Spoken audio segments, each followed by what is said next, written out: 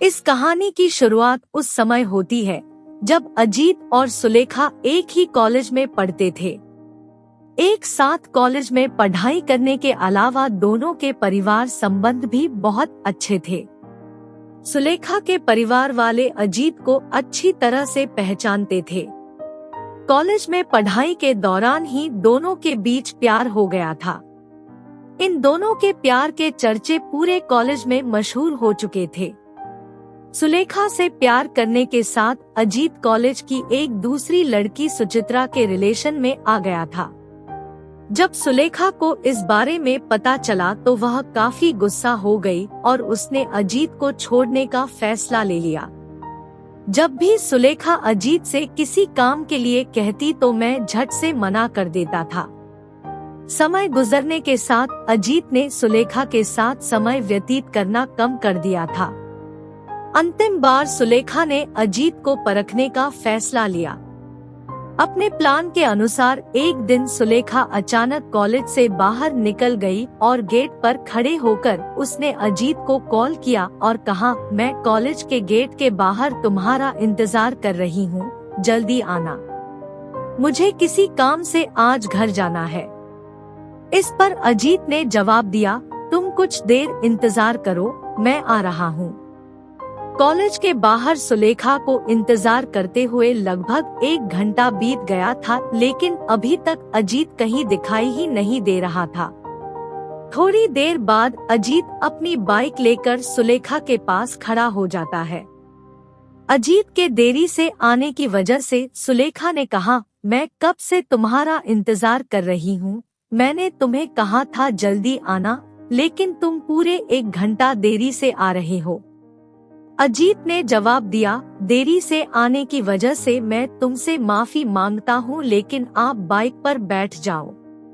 सुलेखा ने कहा, मुझे तुम्हारी बाइक पर नहीं बैठना है, तुम वापस जा सकते हो।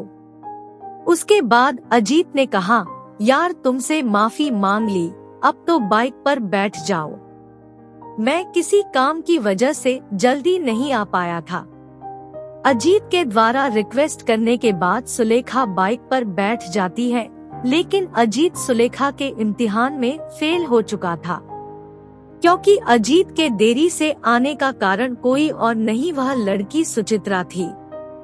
जब सुलेखा ने अजीत को कॉल किया था उस समय वह सुचित्रा के साथ बैठकर बातें कर रहा था।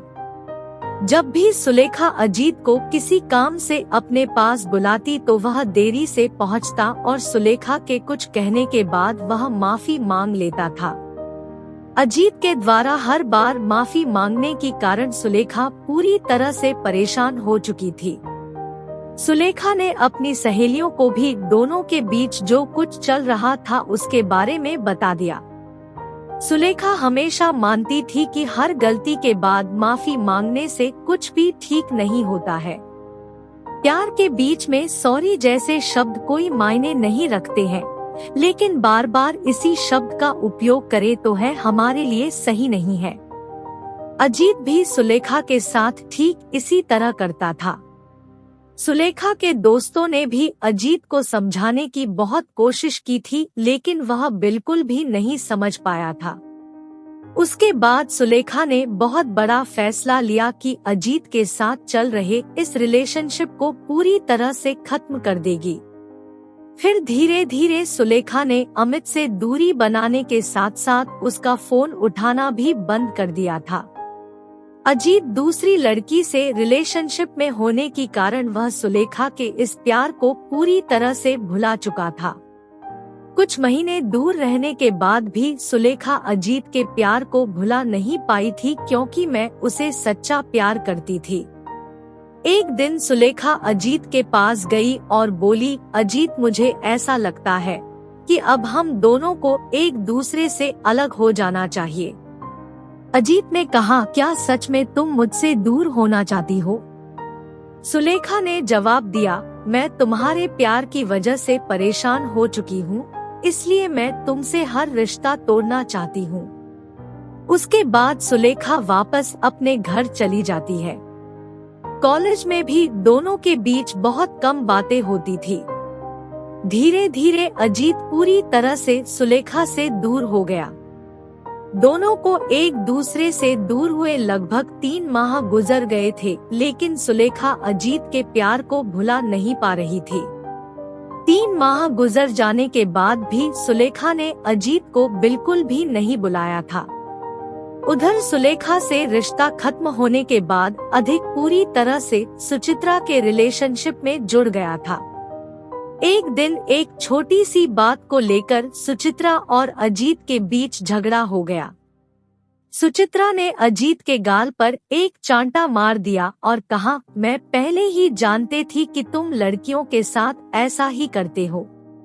अजीत ने कहा, आखिर मैंने किया क्या है जो तुम मुझ पर इतना नाराज हो रही हो? सुचित्रा ने जवाब, आज एक छोटी सी बात को लेकर झगड़ा हुआ है।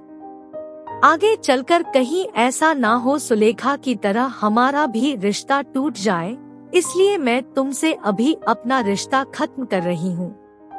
इतना कहने के बाद सुचित्रा भी अजीत को छोड़कर चली गई। सुचित्रा के जाने के बाद अजीत का एहसास हुआ कि सच्चा प्यार क्या होता है।